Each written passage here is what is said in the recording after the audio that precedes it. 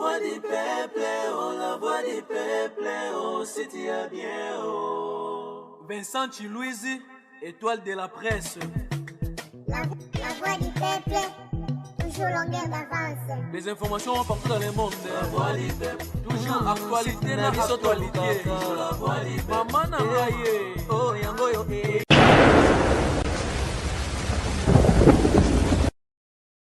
Voilà, merci à vous très chers fidèles abonnés à la Voix du Peuple. Un grand merci à abonnés à Bisso va disposer à temps pour partager et puis commenter l'émission na Bisso ça Bisso énormément bien mais na émission Lelo tribunal je pense que tu remets solo là tout sauf rien au tu es actualité na tribunal Lelo naza ngamoroté naza bongona Vincent Chilouizi Aïdor et puis aussi avec Moutalika. Un grand merci déjà na bateau va disposer temps merci.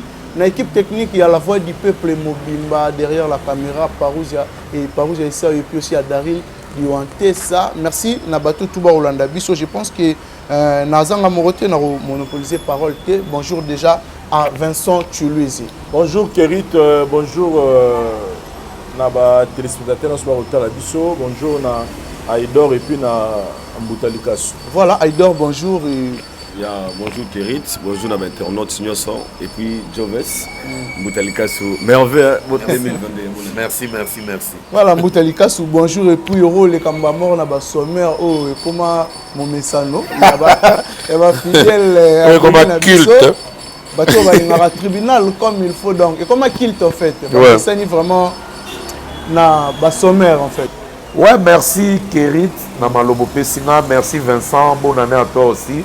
Merci à Lidor, bonne année. Merci Pena Bandego, tout bazo landabiso, internaute, bazo fidèle à la voix du peuple et surtout, ngai na koma na culte na nga weko longwa jamais et je salue et je dis bonne année.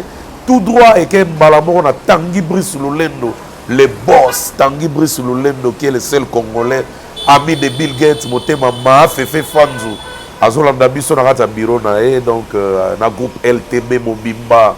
Là, on voit bâtir service, bâtir fluide, bâtir rénove, et puis bâtir énergie, dans la location, bijoux pirate aussi, hein, bonne année à toi, Ouragan, et puis Gary Iwele GI, Gary Iwele, merci pour la offre, Pessinga et Moutalika, en tant qu'artiste, dans le festival des États-Unis, mais mon frère, je voulais te dire clairement que Nassina Arreta, donc Nina Arreta, j'aurais préféré Robino Baza, Fabregas, Bandego Belé, Bazali, Barogebe Tapé Festival.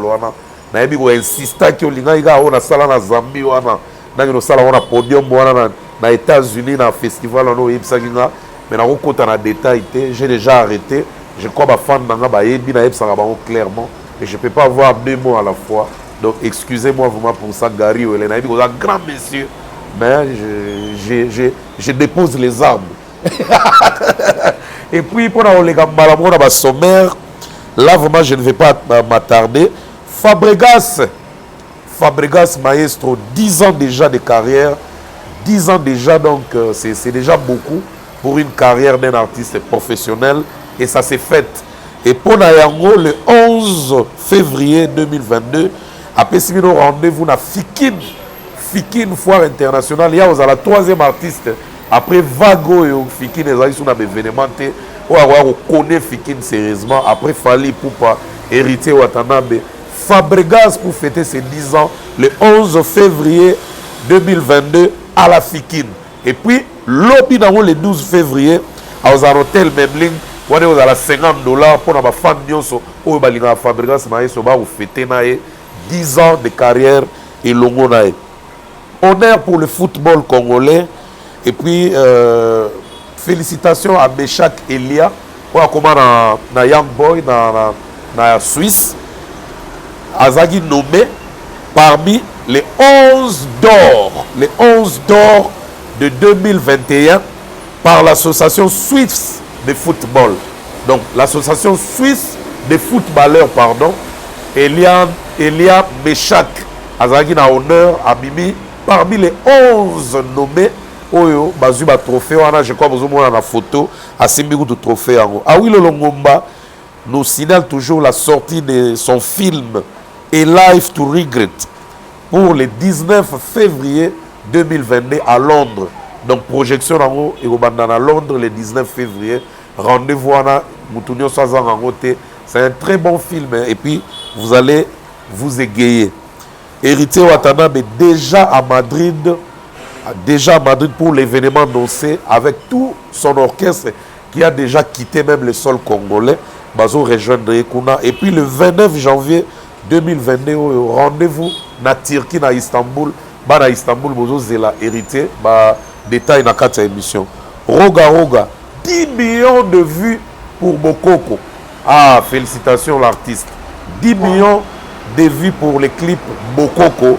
Roga continue toujours d'émotionner les gens, continue toujours d'égayer, continue toujours à surprendre ses fans à travers plusieurs dates de production. Déjà les 2, les 3 février, à Goma, et puis après Goma, Kigali, Ouaga, Bobo Dioulasso, N'Djamena, et puis pourquoi pas Kinshasa.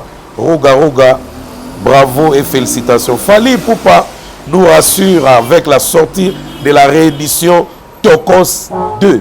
Réédition les Omimana fin janvier au début février, si tout va très bien, mais déjà annoncé que la fin du mois de janvier au Bozozoa, réédition à Tokos 2. Et puis pour vous signaler, tous les Warriors sont contents parce que vous devez voter parce que Fally est nominé dans la catégorie artiste de l'année au Urban Music Award. Et ça, Urban Music Award, n'est autant en français, la Grande-Bretagne, Aza nominé. C'est les seuls Congolais parmi les nominés qui sont là, où Aza représenté Congo. Inos mis en Côte d'Ivoire pour la série de passages télé et tapage médiatique.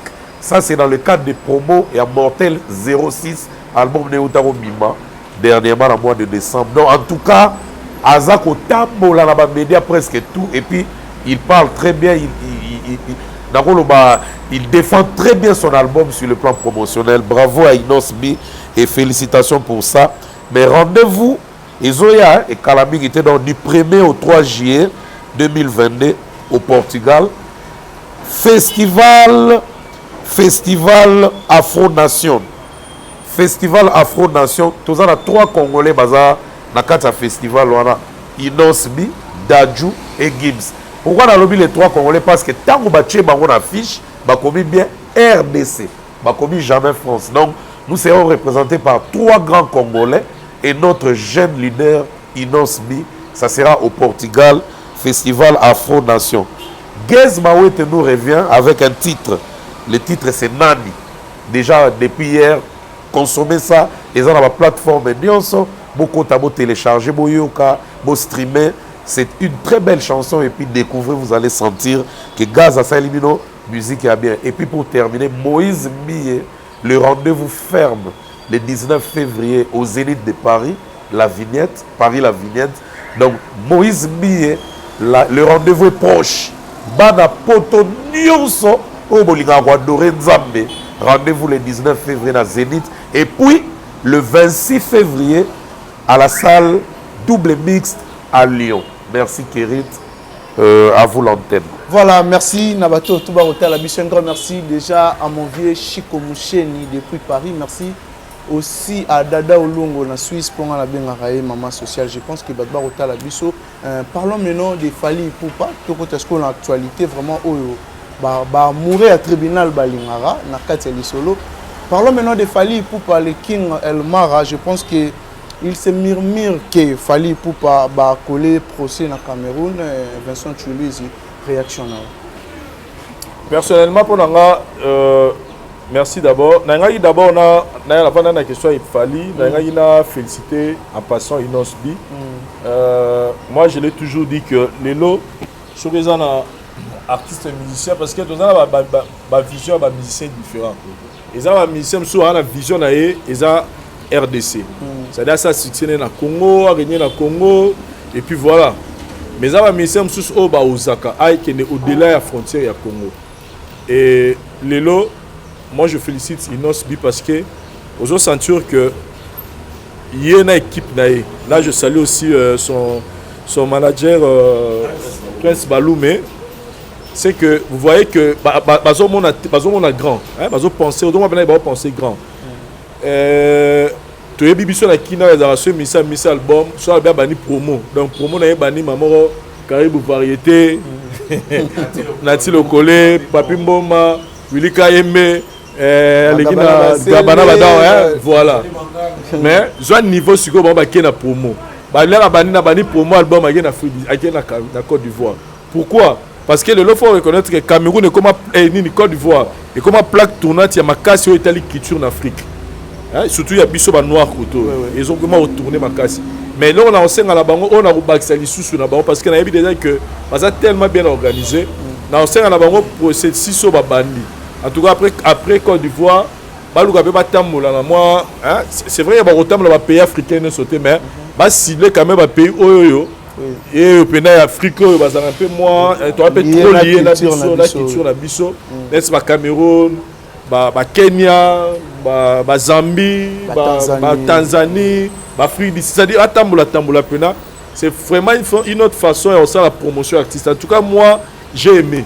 C'est vraiment une autre façon au monde et la macam. L'album est bimi, il faut ça promo. Tu y a là pas mamie là, tu n'es pas nati le côté, tu n'es pas bimbo maté. À quel angle na angle musus?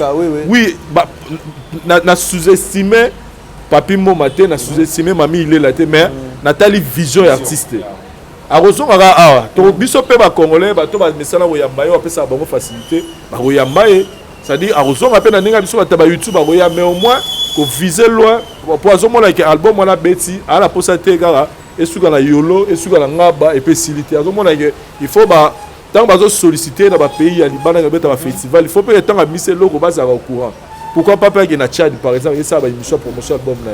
Donc moi en tout cas pour ça je suis très content et puis j'encourage Inosbi comme moi je l'ai toujours dit pour ça n'engage que moi. Moto roye azoya na sima ya fali na ba réalisation c'est Inosbi. C'est long là. Opena roye la ba réalisation. Quand je parle de réalisation, je parle pas de réalisation il y a Congo non, c'est-à-dire moto do mona munene makas. Même fali une fois je l'ai suivi dans une émission lobby mamuna sala lelo nazo like ça na opesara to ya nzela. Mais peut-être un moteur roya après nga a ça plus que nga. Pour akuta déjà et là au moins déjà c'est ça la maison on prend. Lelo oh peut-être détermination fallait ça on le monique il fallait à quartier latin na fallait à lelo au moins c'est deux personnes différentes na ilongi na coutrement na makamu na ba comportement na ba façon de parler on sentit bien que deux personnes ba promu wana ce que Inosbi vous sentir que Azap a la même vision et moi je pense qu'il peut faire encore plus mieux. Il y a la nouvelle télé mais na maramna ba noza na ba pour ça ba guerre na fali. Ngala no boya ngona image wana. Parce que je me disais que et le Roya Zalango, il n'a pas besoin de toutes ces choses là. Donc il n'ose pas à muta ba polémique il y a ba blog wana té. Il n'ose binga na mona ba games, na mona ba daju. Vous comprenez? Na mona so il n'ose ça la kati. Na mona le wana ngana bro qui dit moi daju na maramto Zalango, il a besoin de faire polémique. Nani pour azala waza bolelo. Na ce qu'on a monté la Inos bongo. Il y a peut-être ba nego belé ya ye na ye mo personnellement. Ils n'ont jamais compris démarche nanga personnellement. Donc c'est comme ça que moi je vois Inosbi. C'est comme ça qu'en tout cas là où je suis fier parce que je me dis ata ba comprendre rangaté. Mais place à ça lelo au moins et satisfaire pour la monde à comprendre rango ata salon na ndenge au moins à comprendre le message nanga personnellement. En tout cas yango zo sala Nicolo puis en tout cas nous on est derrière Inosbi, on le soutient. Boenet on pour la musique à Congo, on veut pas seulement voir que Fali à Salama non, on veut aussi avoir d'autres artistes on va voir plus loin.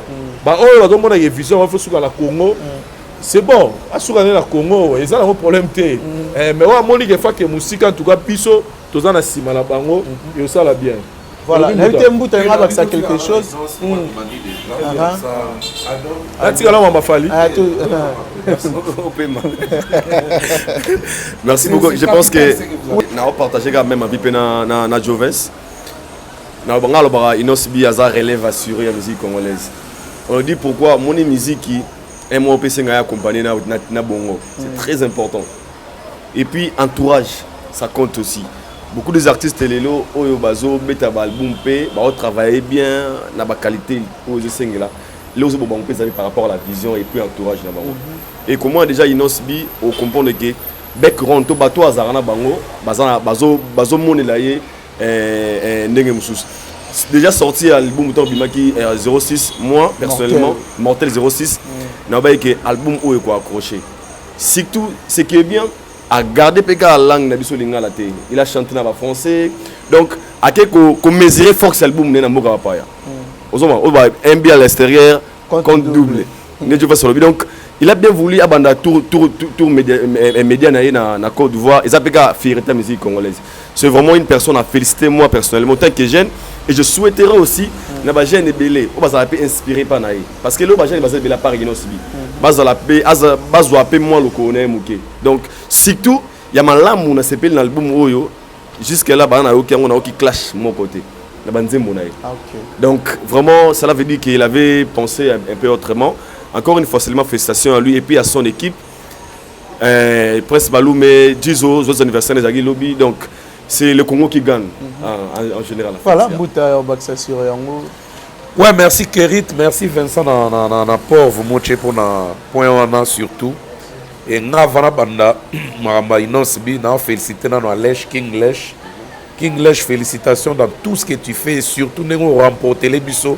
Prix wana R et a découverte RFI en tout cas et il y a ba tourner balamoko parce qu'à Lesh pe azokende ba moki belé je crois 8 après avoir remporté prix wana. Donc c'est la jeunesse qui gagne hein, parce que la musique n'a pas de limites et puis n'a pas de oh baloba tchara pointé ba mikolo ba traça ba jeune bazo yape relève les assuré pour on gena inos na point oyo Vincent Outi kolobake soko bandi promo ko bandana nous na ba afin ko bandane to bandaka balamo awa mais faut viser loin.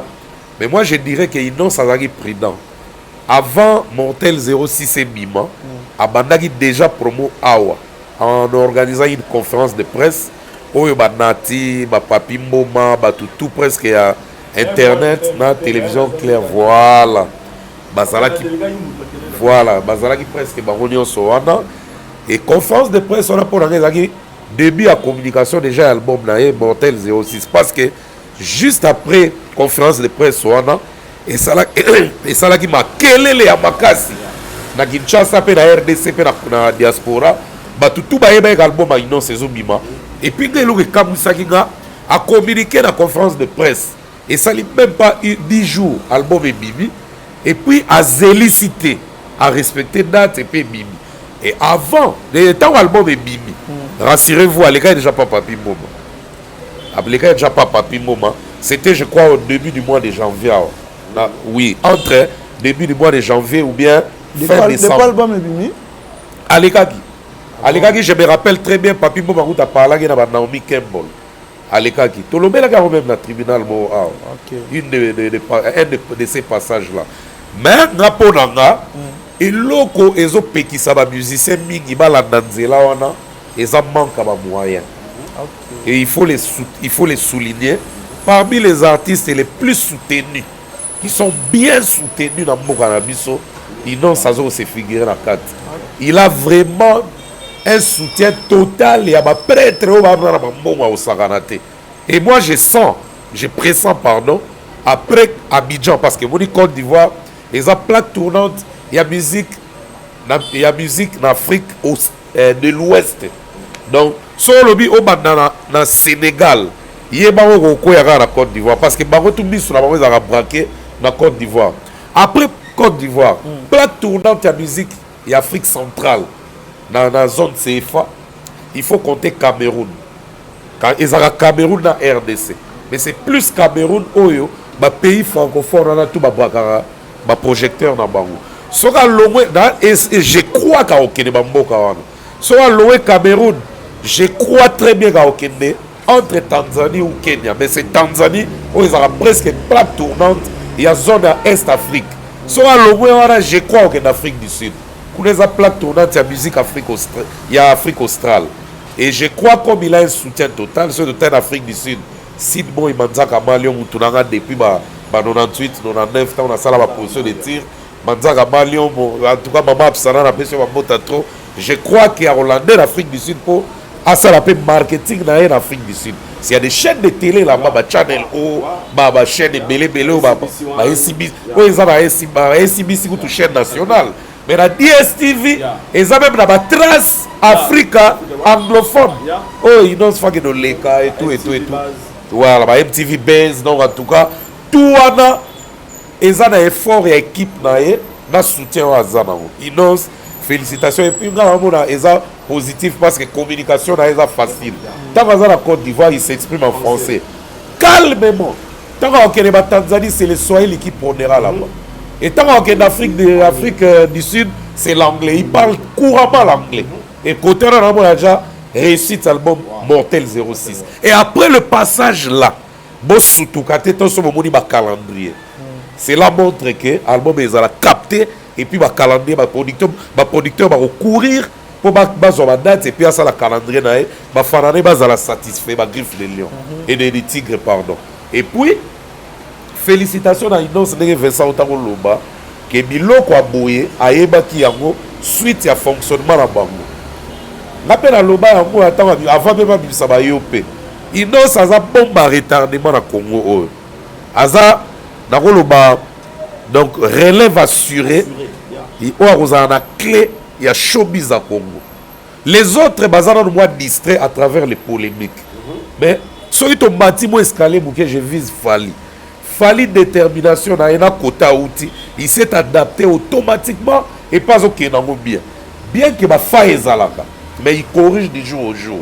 Là j'applaudis Madina parce que Madina pembe na ena sœur na biso Mano en tout cas bazo sala musala comme il faut même Bagari où elle est même Belé ma partie de Saraz à côté fondation sous les Kaouka c'est des gens vraiment qui sont tout près de Fali au Batika Gaëté tout donc voilà Kerit et puis plein succès à Inos on participé à festival Afro Nation à Portugal et ça maman à festival je vous jure il y a Rosaraté parce que ma barre na boy ba Rosala ma Diamond Platinum ma Davido il y aura une pléiade presque 25 artistes grands et Afrique Oyo.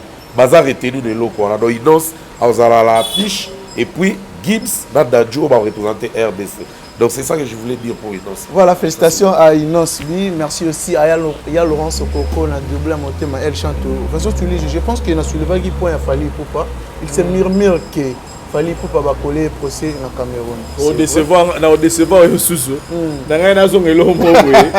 il y a Mbouta, il y a Dajuna Gims. Gims n'est pas un Français. Il a dit dans beaucoup des émissions.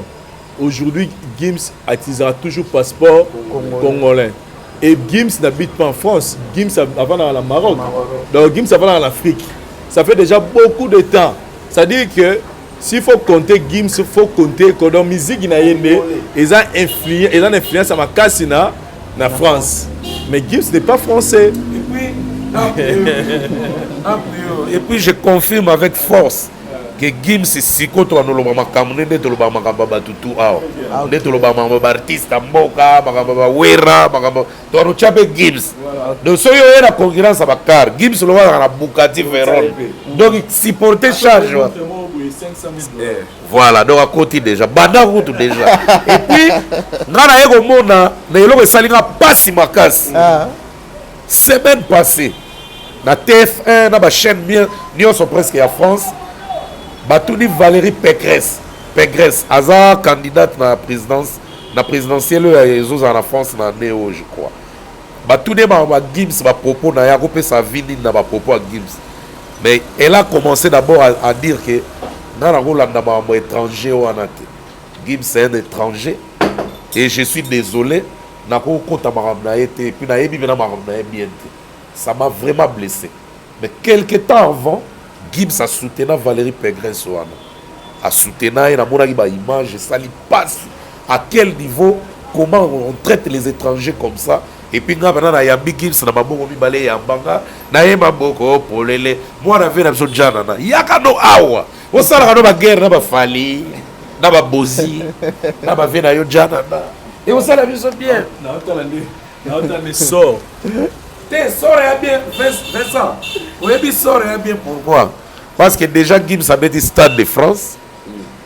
Fali na battraper Stade de France na événement où il a en 2010 et puis Fali a mis accord à Rennes azoya mpe na double date ndezokeka na bakota bagibs wana soko baoyo nde bakokoka ngo te bamela mpe na acide batia mpe na citron bafort bamotivera mpe bafaible. Bon, voilà, mais sinon, na question na yo, c'est un faux débat en fait. Cette histoire-là, il y a un procès. Mboutazawa, quel est l'artiste musicien Oyo Asara Bena va tourner? Pour musicien Oyo, musicien Oyo, musicien Arolinga Tchelango, Asalango, moi polémique, les musiciens Oyo a souffert en date. Ça dit, date, c'est la guerre, pas maté, il a souffert, mais musicien Oyo a tourné. Il y a que voilà musicien parce que tout part au niveau de l'organisation parce que les musiciens tant qu'on prester un événement je pense que la clause est là qu'il faut ceux qui m'ont et que place se déranger et que les musiciens a supporter peut-être moi et salami à bien il faut réagir. Ton producteur peut se ramener les musiciens à respecter tes il faut réagir. Donc pour moi d'abord c'est un faux débat. Ce sont des choses qui arrivent à tous les artistes et musiciens. Il y a Mbora Nabiso, Toyebi, et Belé peut bakutana makambu. Je peux donner l'exemple tam sou ya papa na Moro Kofi. Toyebi Kofi a mettre la production Moro Boye. Et là Moro les gars de Kofi tu as sepela te kitana. Je pense que c'est dans Côte d'Ivoire boy. A sepela raté parce que na yokana na concert à monique et correspondre était pour le respect na honneur na à kita vous comprendre donc ce sont des choses qui arrivent c'est un faux débat mais si on a la profondeur à l'ikamango en tout cas jusque là on a yoki c'est comme si ils ont un problème de organisation c'est-à-dire organisation va concert en gros Nenge salamaki avant de bayokanaki et ça makambo et salamaki au fallait et c'est plus inquiété. Alors suite na yango il paraît fallait après continuer par rapport à l'organisation de Ngezaiki bien été. Mais quand le bagage va coller procès plein na qui za lokuta. Ils ont ba di solo bayokanaki bazo solo dans l'amiable. Et puis ce que j'ai appris nous non fallait kimi abimi à Katimini papa fallait robima mbora Katimini. Na ba metsa ba yebonga ngena Cameroun. Ils ont autoroyoka. Ngala ngena Cameroun na aéroport na bonne ezala. Na kina mbora na ebe na matin na aéroport na donc na kita na vandi 10 soki 8 jours na matisus na soki Congo donc na yebi. Na ba mbora na ba niveau ba fallait robima Katimini. Donc on comprend directement là que ce sont des choses mais se réjouit dans les bateaux va souffrir dans la date. Mais moto souffrir dans la date ce sont des choses qui arrivent. Donc c'est pas un débat et puis c'est pas pour la première fois qu'on a fallu. On avait appris une histoire en Angola. Ça date. Tu vois que producteur en Angola affaire à $50,000. Donc ce sont des histoires pas fallu les en normal. Et puis ils sont position à musicien Cameroun vis-à-vis à fallu donc bato lukaka esigani no baro fungulele brèche po balo bane pena donc yo kokota su mboka ote na maramba oto sala donc maramba oto sala ma oyo eza ba mission ba onionga ti siko so atalega ouverture ba nyongi pas sur la siko donc ici fa yo kaka likamura fali il faut tombola donc pour nga eza ngo faux débat. Ah bon Aldo pourquoi là s'il faut ajouter quelque chose même avis na Joves na ebaka deux fois mobimba nazaki parmi bato tozaki pe na comité organisation. Il y a concert, il y a Kofi Olomide, vous avez produit par Kaya Moucha, deux fois. Payé billet à deux reprises. Moi, je suis après, à l'aéroport, cause un grand prêtre, et ça qui a été. Mais après ça, on a une émission, Kofi Kaya Moucha, cela veut dire que ça a un bon contact. Donc, il y a un risque à mettre dans le bar. Pour les lots, à niveau, il fallait c'est un professionnel. Ato linga été ato kumisara été tonto baba parmi les artistes musiciens congolais au basala makambo vraiment comme il faut fallait pour par exemple moko ya bango en équipe moko solide asana manager auto ba baza ba congolais et ba raison que vous allez belé fallait za moto ce qui na volonté personnelle na je pense pas vraiment qu'il fallait ko konima abebi sa contrat mo ozo ba corps nango déjà ça peut avoir plusieurs raisons et considérer que fallait à respecter peut-être un clause de contrat. Mais comme à niveau tribunal, je pense que na évité comme à niveau on a producteur on a ayebi à combien fallait que ça aille bana production na. Et je pense pas ici à la ligue artiste ou à produire. Je pense qu'on a 5 ou 6 kilo à fallu pas. Ça veut dire qu'il y a une force à fallu. Donc tant ailleurs a pas fallu. Sur la NLP bien zambali, c'est pas ça la production. Les alikamo peut-être des koyaki ou sali que moi retardé salama. Les zambali bosoté. Et comme les médecins belé, n'a plus exemple la Kofi Olomide à comité na aéroport. Kofi comité na aéroport pour y Afrique du Sud. Et ça le cas bien sur la tara tu vends na ba caméra na ba polo. Bozo la conférence de presse artiste. Tara niveau biso za liku. Kofi bengi binoke ba compliqué na aéroport moi ya te kaya mabolali na Cape Town et c'est que lobi magampo et habité ba ya bozo là Kofi moi ya azate. Donc les anango ka ba les risques métier ça le remonte au bana kolobela tege. T'es à professionnel, t'es pas. Et ça besoin différence. On a battu nous sous respecter le contrat. T'es au moins que Joe à professionnel t'es. Parce que Oyaye est attaqué parce que musicien va bien ici au fallo ya boué. Mais il fallait d'abord il était sur place dans Cameroun. Donc cela veut dire que moi un profil moi salama kiwana ou sali que à Betangote. Seulement que les gens font ça lobby pour l'engager comme le tribunal ils ont du faux cop. Donc pas sur la à la meilleure. Ce que c'est une façon ça là. N'est que nous reste un peu moqué. Fallait ça master Samuel et tout. Grand pour être millionnaire. Vous savez on rembourser là, c'est qu'ils ont la raison, c'est qu'ils ont la bateau pour avoir solution dans la facilité. Parce que et tu peux se dire que OK c'est bon, c'est un fois à moi ou bien la poche a fallu avec combien ouvre deux qui c'est là 50 000 balles. On peut te contrat les valeur à 100 000 $, 300 000 $. On va un peu montre grand pour être mort et aussi dans un faux débat. Donc ça m'a moyaga autour ayebi valeur muta les cas sur ça muta Mouta coûte na choqué na yiba mo loko bunke Mouta boy contrat aux États-Unis même si on a mis sur la bande non à sa première congolais la musique non à sa première artiste dans l'histoire de la musique congolaise on va la monia a boy contrat aye na TV abike na robeta la ngai conseil non mais pas tout ba comme on blague comment ça va très mais c'est la réalité les routes qu'on a un faux vrai moi je suis un vrai Naloba officiellement que j'ai arrêté avec la musique, j'ai arrêté avec la Covid. Vous aimez bâtonner. Vous aimez battre, vous en avez bien. Vous contre États-Unis. Non mais contrat moi, nous déjà na tika nanga. Pourquoi nous forcer nature? Pour le coso, il y a les États-Unis tout pour ça. États-Unis n'ont à tout moment en ligne. Même avec les mêmes Gary Well. Si je vais faire un petit tour avec la famille, je peux le faire. Si on a Vincent tout décidé, tout ça la tribunal les États-Unis tout ça là avec Gary Well.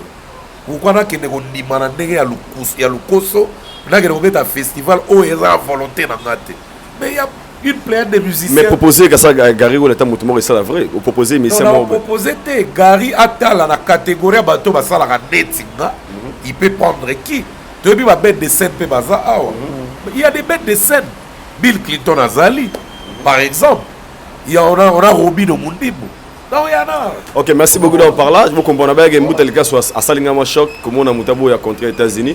Mais sinon, pour le débat, il a fallu bien un peu bien. Dans limite, il fallait obima robata na Cameroun. Surtout avec le respect que Azanango na carrière na je pense pas. C'est vraiment il y a le mot très sérieux et c'est une présence il a fallu. Na limite linga ta voyager. Alnga la wana résoudre. Donc ce monde a qui ça veut dire qu'il y a une équipe technique, un manager, un team, pour monter, coller et à niveau membre. Donc c'est ça. Voilà, je pense que beaucoup de l'émission na bino mais na kati bino émission parce que dans la sangomoro ya kitoko européen sa bino bandeko beaucoup talanga à travers le monde et dans la bandeko bazana Kinshasa et dans la bandeko bazana ba province et dans la bandeko bazana mikili ya poto Asie, Afrique, Amérique partout Europe aux se retrouver biso sur le lot yebi importance ya mabele au Corozano na nyo solingi mais sokozana mabele te avenir na eza mobulu. Voilà la voix du peuple to bino sangwa kitoko awa nazawa pinazali bongo na Kinkole Plaza na quartier Canada. Kinkole Plaza ezali wa pezali à 2 minutes après aéroport. Bana na entrée ya plaza ti esiko nga na telemi awa to bani na makadam to suki ti na makadam liboso okota na kati ya si nazali o site o tozali o ezali esika ba ko teka ba mapango a ba zo teka ba 20 sur 20 na $7,500 américains.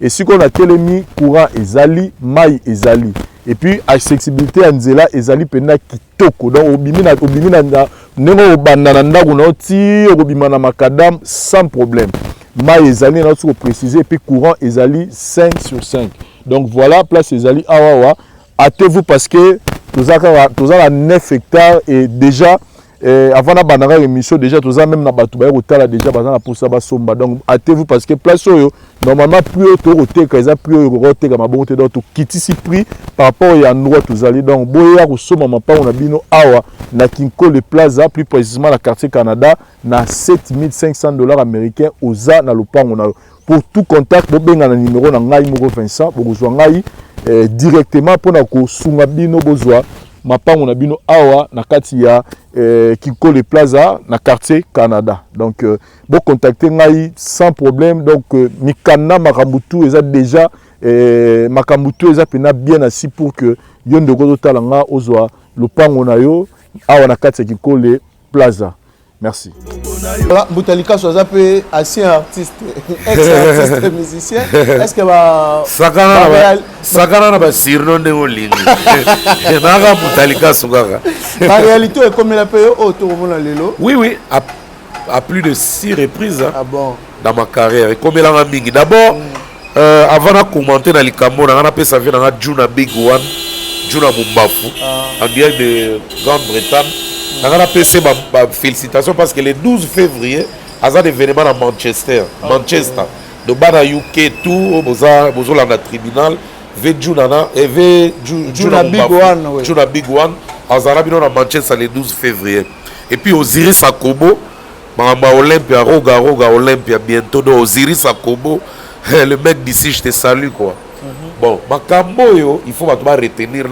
Surtout, Oyo, Bazoya, on a boula Rochola. Soni na nous pour bango parce que yi bara ba contraté des deux et là on a le pour la fali les gens oublient facilement après la cérémonie d'ouverture à Cannes il y a un des fala beta na Katio c'est ça boîte de nuit moi aussi j'ai joué là-bas en 2003 avec Doug Saga avec DJ Jacob et puis Soumbil donc à tout beta longue un artiste camerounais tu mets à la Katios en 2003, ils ont boîte. Ça, c'est des concerts privés ou des concerts, par exemple, VIP, où ils ont la place limitée. Déjà, il y a un grand concert le jour précédent dans le Palais des Sports, où il contiendra plus du monde. Mais avant le Palais des Sports, il fallait avoir un concert dans le Canal Olympia, dans Douala et Bétatin.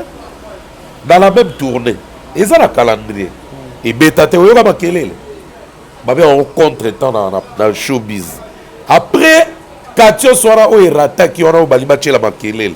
Bobo Sadi est fallu dans la semaine. C'était entre mardi ou mercredi comme ça. Il y a un concert privé. Quand il y a Yaoundé, on a compte à Total. Moundele à Total, on a un sponsor. Il y a Cannes. Il y a fallu. Et puis, invité d'honneur, El Diouf, joueur joueur presque nous sommes amenés de Bazalaki, on va mettre à Souba l'été. Bazalaki ou un concert privé et les images, je crois, je crois pas après Katio soit rataki. Batouali ba kola on est problème. Fallait mettre un événement total car na Yaoundé wana. Événement où il y a plus de 100 000 € coûte. Pour avoir plus de 100 000 €, il faut y a caché. Ben oui. Moudele à total, coutu y aura bon la photo, y aura moutou, à bêta qui fallait, aux la télé blanc fallait la podium moi. Donc c'est des événements oyo, peut-être à la contre-temps à santé, peut-être il avait trop à faire, moi que des événements ils ont été annulés parce qu'on annule. Il y a des trucs qu'on annule. Gabon moko ils ont la calendrier à fallait. Les gens n'en parlent pas. Mais le calendrier azaki na Gabon moko boya na calendrier wana avant Abidjan avant Zambie kutu et Betamate akenda même Gabon mais il n'y a pas eu de bruit des ans na biloko moko za accord bon payer nango mais contre état bo salami au renoncer au gozo ça peut cacher comme pour garder caché balukelo date moko peut-être année oya to au cours de l'année ben na ba date moko za libre ça c'est fait. Ce n'est que des professionnels de Basala Rabongo. Ba amateur pur, ba mettre la musique à Kuluna. Mais le monde a gagné podium à Katios. Pour ba d'abord ba cherté hein. Dede bazara pressé événement pour ba karaba photo. Mais muto aza professionnel aza pressé au karaba photo te. Dans ça la vidéo te pour la intimider. Il respecte disons la marche nde baokende na équipe na yo batravara na yo. Donc je peux dire ça à propos ya makambo ya Katio Swana ou Rataki. Donc c'est ça que je peux dire. Voilà, maintenant Mbuta, affaire calendrier ba que belé peut passer réclamation. Il y a aussi des dates où ils allaient publier mais ça réalisé. Ouais. Mais ma date quand y a un loba Libreville on a des rata à part Libreville na Bénin on va dire là qui pour la makambo ya Covid.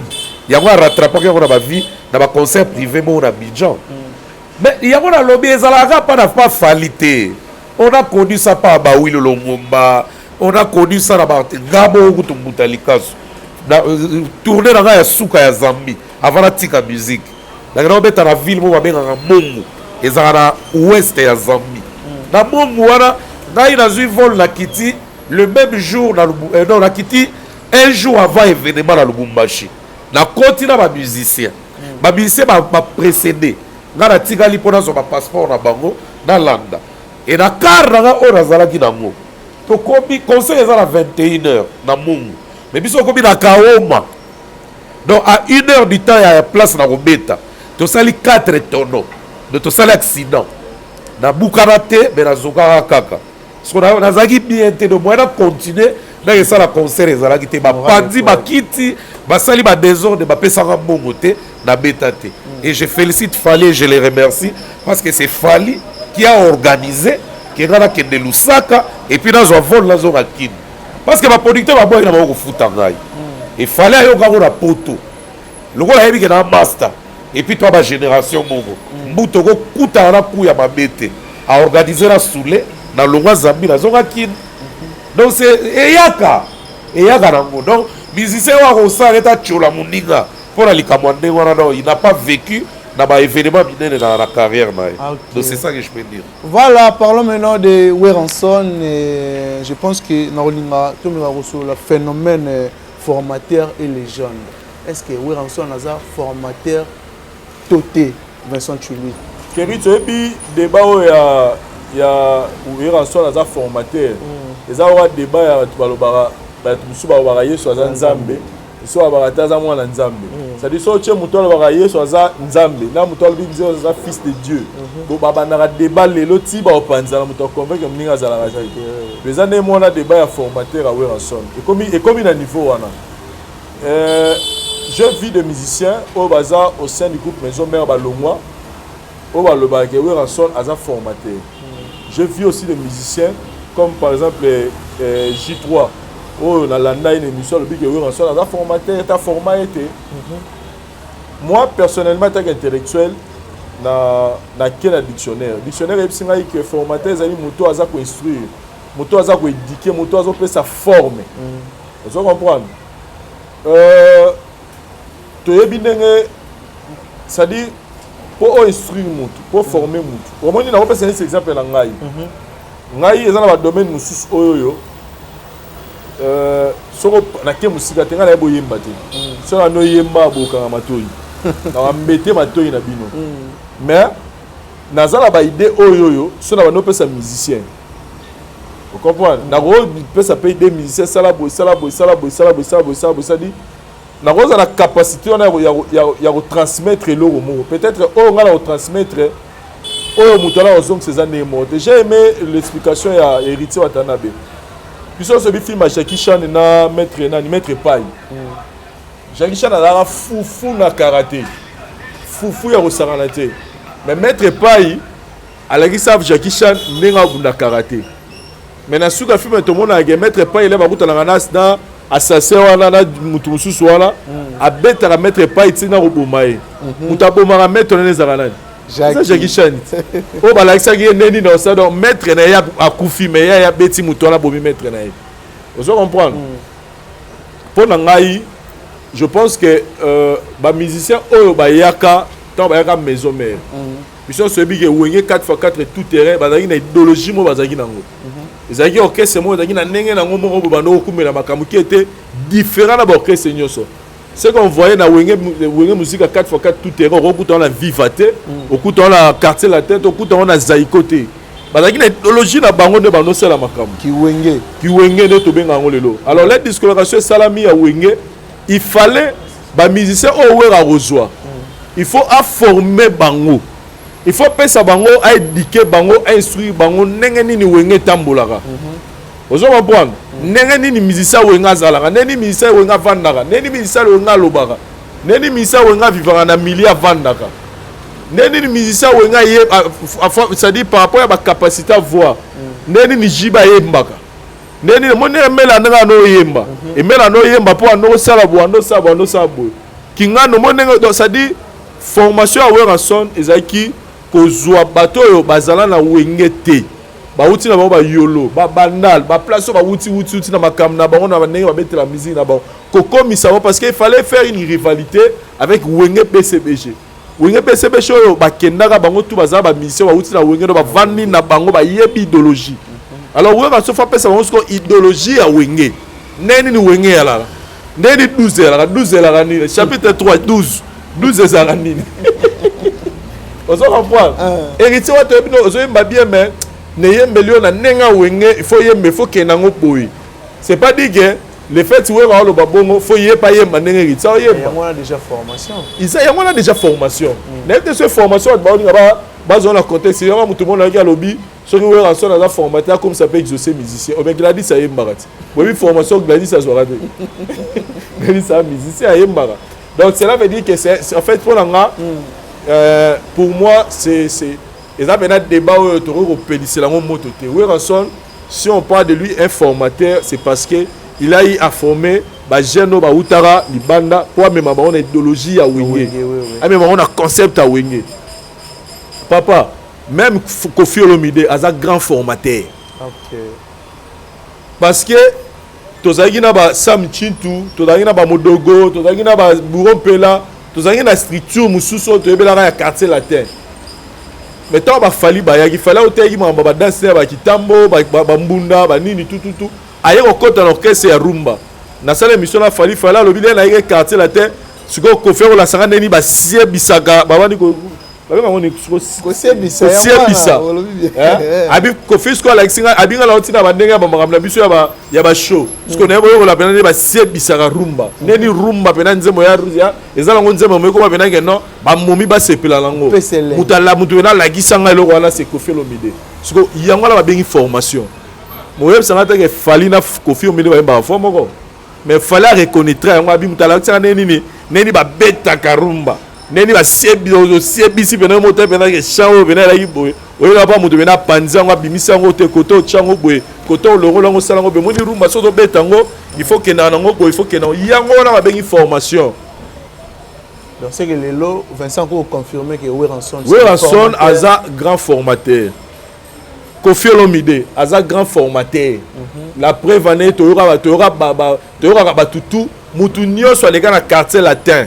Alobara toujours je me souviens encore faire ego la loba na yekona na yemba la ngala wenge maintenant avant ni pembe na viwana na comprendre que viwana ebe na yeko liebele batu tout ba les gars pembe na Kofi ba biso que Kofi côté poulo ya ba mbetali poulo ala na ndenge mo boye so oyekola maintenant mon musicien ye pembe na yo o former o PCO yo formation za o eza yo o PCA Kofi Olomide za grand formateur.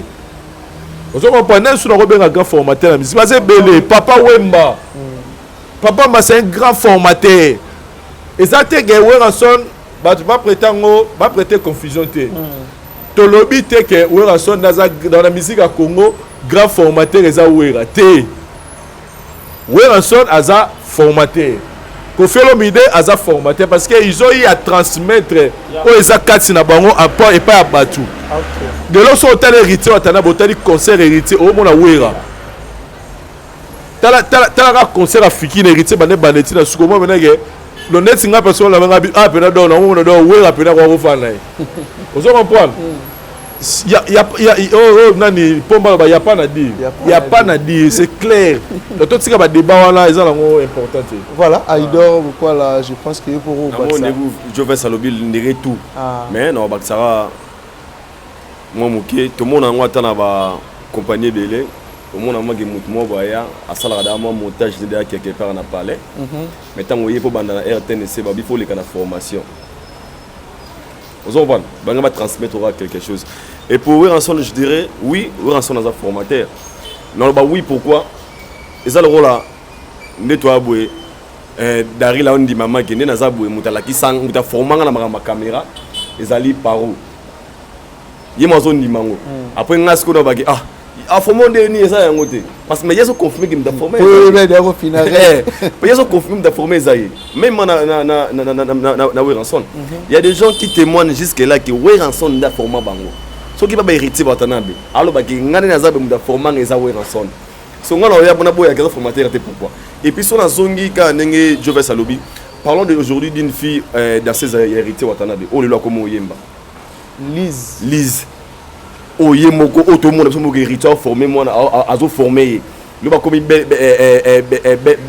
voix à Congo alors ba que non héritier formé na cadre na na nzela na non tout le monde héritier a formé a PC ba orientation comment Rosa faut au travail dans studio na scène ba télé marabout ils a déjà ils faire partie de la formation et puis na ba relation à sous formateur pourquoi parce que na ba misa ba longwa na ba maison mère et pas Weranson le roi de la forêt baza lelo image ya Weranson qu'on voit des Ferrego là o kaboba ke o maki wenge o ki wera on voit des héritiers watanabe même ce qui peut chez Kofi Olomide Kofi a beaucoup formé des gens et voire même Fali pour dans l'émission Fali abi ngai Joana à côté sanga blo rebelle parce que na vendre na bona travailler ba bouter ba formation oui ya Kofi Olomide Fali le dit ma formation Kofi Olomide je travaille trop dans un temps na kitaza ba coaching ba formation Kofi Olomide donc pour moi je dirais que Weranza formateur pour na que non pousser c'est un formateur non c'est pas parce que Moukile bien le roi Komora slogan formateur mais na logique des choses il a transmis quelque chose na ba artiste ba les Canadiens et puis au ba témoin que Weranza aza formateur puis ça ba foi nango slogan pour être bien aza na cadre formateur tu na boya pété quand na cadre on est bimisela il fallait pour pas bientôt betele maboko mais nous na ndenge tout à l'heure on comme que c'est un formateur on va donc Weranza pour na que non pousser pour moi Weranson c'est un formateur. Voilà, Boutelika, réaction là-haut. Il y a passé, hein. Oh. Il y a passé vraiment dans Congo. On a habité. Ah. Oh. Donc ils sont dans le lobby, ma moussou, il y a tribunal, il y a parquet, il y a grande instance, il y a Kalamu, il y a Gombe, Banin. Pour nous, il y a Bémakas. Mais l'éducation à soi, pena batu na vanda na ba réfléchir ça va bien. Pena ndenge to kumbela la tribunal na go déborder te. Faut ça cohérent na ba langage là. Ngai ta on a outil Braza et pas Kamal Zen qui était mon producteur américain. Na yena Kindia et Singa Mbuta tu dois faire un album. Na za na groupe T.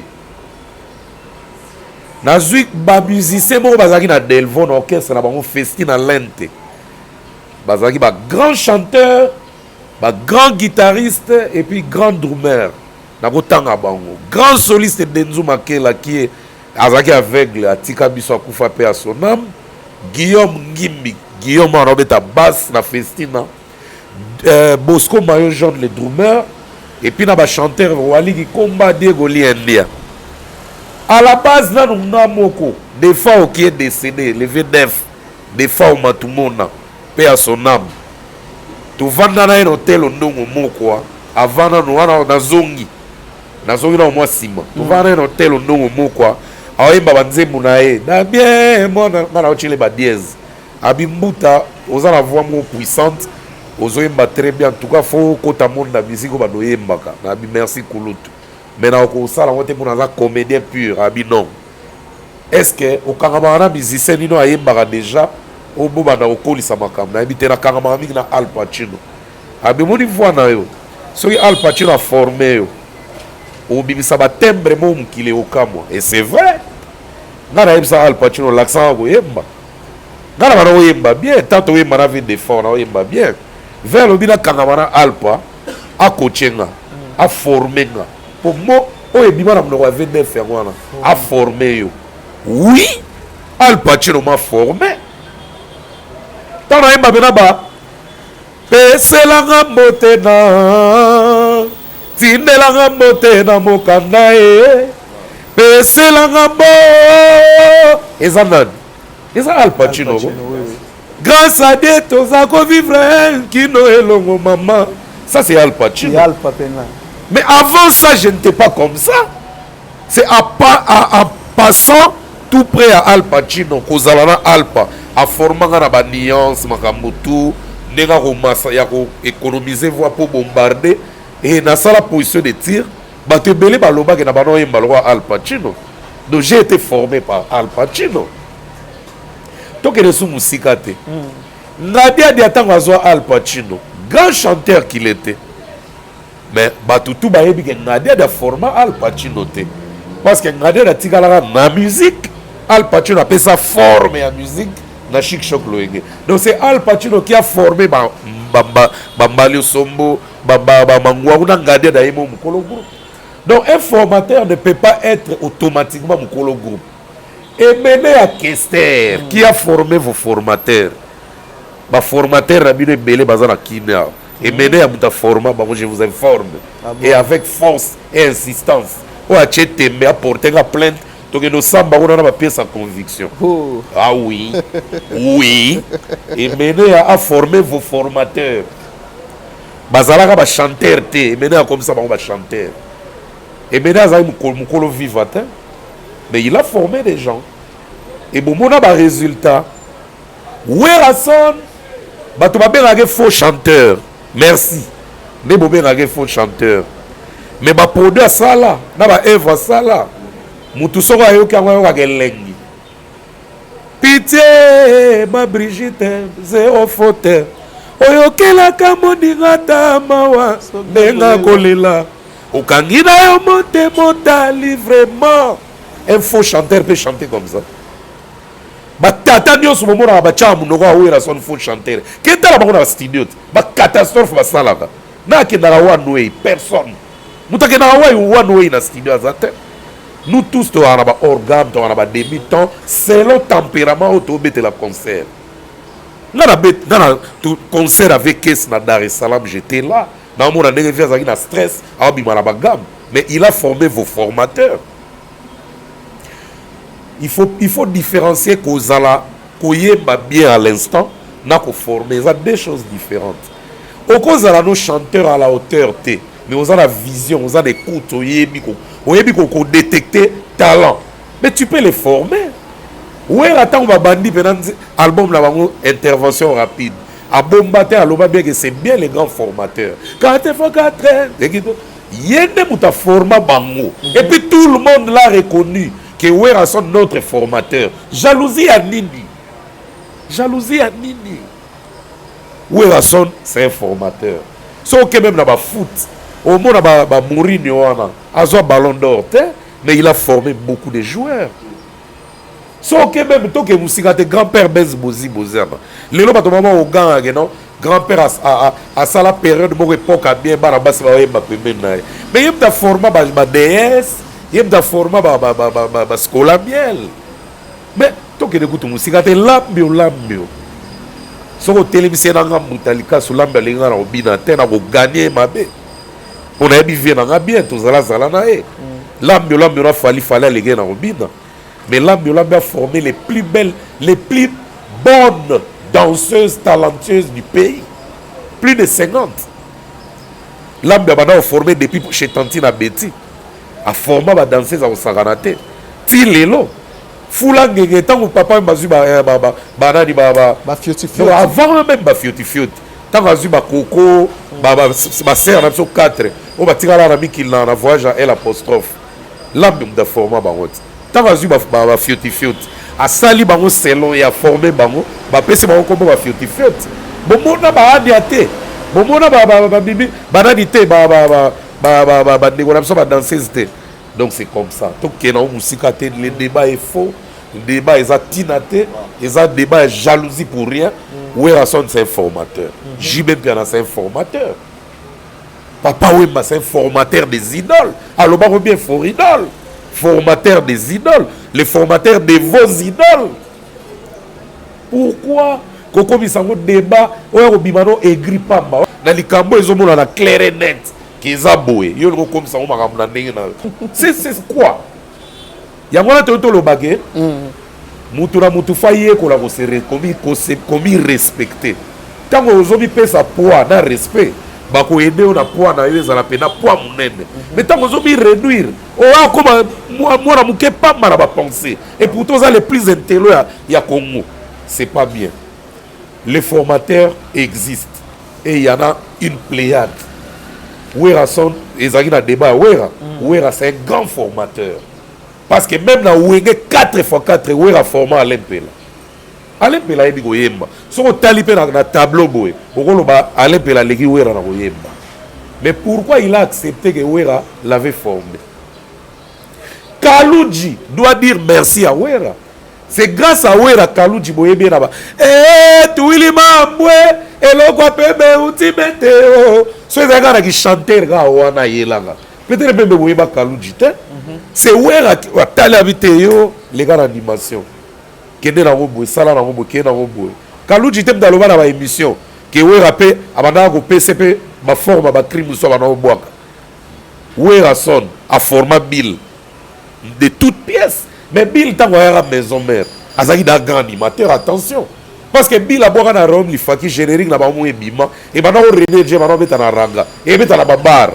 Mais tant que Bill a pas ouera, n'est pas boire une intervention, n'est pas qu'il a la solo là bien, tant qu'il a la à laquelle le lait qui bouille ça. Bill a maintenant évolué du jour au jour.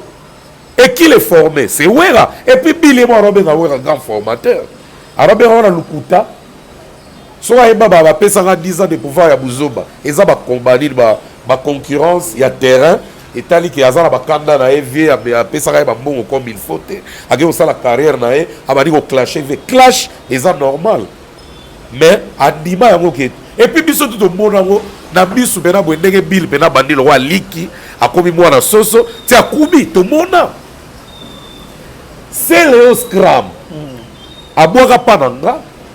Mais dans la format c'est Léote, dans la format de Badenzu, Diego, parce que na yebisa bango, bayemba selon idée nanga, bayemba selon bangote, bayemba selon rêve, donc vision nanga, bayemba position de tir, beta position de tir selon vision nanga. Yango bo sepela la position de tir. Mais bazala pe na batala, bazala pe na bokese na bango. C'est Léote voyez, aye comme Zonzinger, a boaki un album, dégé a boaki. Mais tant que la maison mère, bah mon des fois animateur, mais pas dans la réunion, na disque dans. Mais tant que bah dit qu'on formé pas Ouera, au moins c'est le hôtel na solo la bien distinguer. Au moins c'est le hôtel na qui bouissa na distinguer. À force à le former, à comment c'est le scrum grand mayas. Il faut accepter l'homme et on vous acceptera dans ce monde. Okay. Point barre. D'accord, merci beaucoup. Donc, je pense que dans Vincent tu lui dis pour que tu clôtures na Oueranson décision au Oueranson a joué pour n'avoir porté parole ces derniers temps. Il était temps. Moi aujourd'hui je pense que décision Oueranson a je parie ils a émission de la soupe du Sanguina Sankara d'écoute parce que on va dire que soit rôle le Camoubier mais façon de forme azol que nous comprendre été c'est fait le cas il y a Sankara d'écoute mais quand on a fait l'émission avec lui je pense que bateau au balangana Ouera au bena membre actif il y a maison mais va comprendre un message à Oueranson les linges sales se lavent en famille. J'avais donné l'exemple qu'il y avait des guerres dans la maison mère il y a Makassi on avait la musicien bitumba musicien on a raté mais au rotiga jamais royé bango quand la basuka ne m'a moniqué mais bima tu es héritier na brigade comme on va parquer mais ce sont des choses quand la totika la royé bango dans l'orchestre il y a des problèmes mais il faut savoir gérer. Donc moi je pense que Oueranson il agit maintenant comme un père. Donc quand il y a un ça ne va pas, papa bêta le beau on a mis ça parce que moi je ne comprends pas Papi le Prince puis Roger faire une émission attaquer Sankara d'écoute. To Sankara faire une émission attaquer puis Roger. En tout cas dans nous on a formé. Alors que l'orchestre c'est là protéger base il faut bima bazan album on va bimisa gi Oueranson ya suka oh ezosenga promo mais bango baza ko s'attaquer les attaques ne ba benga Ouera baba ki Ouera za formateur za cadre tout le monde a peut-être ba agir bongo mais eux ça que quand na bino poto ça na boy en tout cas ngala no mona ngopena ki na sens et puis maître Ninja Mutulanga la linga mingi to solo vraiment bien j'ai aussi aimé position Ouera parce que moni Bah passage d'une émission de feuille, comment il peut déranger bah tout soit donc on peut internet maintenant j'ai chargé de charger la relation publique à maison mère en même temps dans la sécurité pour ça émission on a personnellement la nous trouver en place et moi je le voyais en train peut-être de coacher quoi encadrer tout ça donc en tout cas décision où rajoute personnellement la prouvant que mbalasima va tout ça bah bien mis piroger ou na nous qui ce soit bah bête la masolé à maison mère to ba attaquer l'adversaire no ba on en tout cas Weranson merci pour la décision. Voilà Aïdor s'il faut baxer quelque chose il y a un lobara qui est tant que père parce que tu es bi Weranson wa biso to mesana royer ba grand prêtre Igo de la Forêt mais il y a donné temps tout le monde dirait moi laisser aller côté la maison mère pour to boss toko sanate maison mère ça bon pas une orchestre oyo ba tout ba arriva presque plusieurs artistes musiciens ba arriva et comme on a poto na kati ya maison mère o wera zo agir te mingi bano ba netike wera manzara katana netika moi puissance wera kalawana yankoi ezara soutien wera komaki peut-être incapable ya ko décision sur bato balobela raye mais na sepel la décision o ngana osenga na ba porter parole tout pe on a pesa bango le roi à moi advance lelo. Bien sûr, au rôle des canons à RTN, sur la Tivest, pas ma mille là. Au lobby Nyama. Lobby n'a pas papy mon lobby peut ensemble. Mais qui porte parole de communication à Binobo qui n'ont pas sur les réseaux sociaux, c'est important. On a appelé par exemple Francis Dibaya. Tout fond on a ma page. C'est une façon aussi à se communiquer autrement dans l'orchestre. Pour bande pour monde comme moderniser mon frère.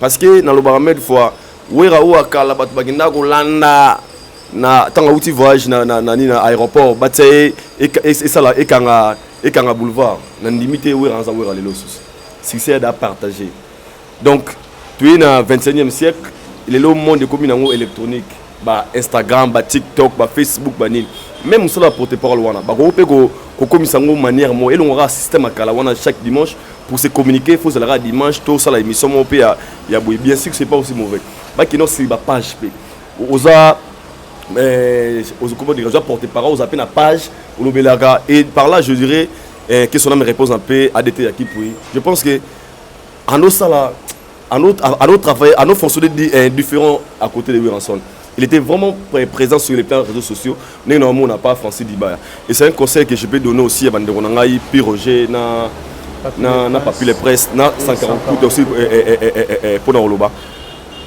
et ça là-bas tout pas si comme on a maison mère bango na bango babomana surtout que comme on a moutloura Sankara abana ko attaquer Piroger attaquer Sankara OK baza il mange à Weranson et dans tout ça ils ont la irresponsabilité à Weranson mais comme on a wera telemi apesi bango mbana lobi ke soki esengi faut relobela faut relobler sur maison mère faut qu'on défendre beaucoup plus l'orchestre et c'est le qu'on a condamné entre parenthèses na condamné pas bande on a biso ya fait rigolo là dans le bara tu vas voir un porte-parole qui passe à la télé à 10 minutes de parler de leur orchestre mais 50 minutes ya bando clasher makambo concerné bangote ah bango kuna basali boye mon na kane pola ni sali boye oban totine laisse comprendre c'est important bilogo autotune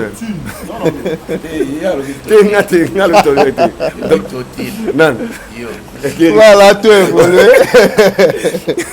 ah muta par là je voulais dire quoi eza biloko orchestre nyonso on a sepel na molora wera beti cité et motivé orchestre nyonso jusque là m'a laissé aller wanezali tant au porte-parole à l'équipe na TV à l'équipe na média tout dans une émission à l'obela azwa mingi 90% à l'obela promotion makambo essentiel on a produit na bino orchestre na bino parce que ministère dans la pour sa promotion ce n'est pas dire que les gars vous passez à la télé pour le moment l'essentiel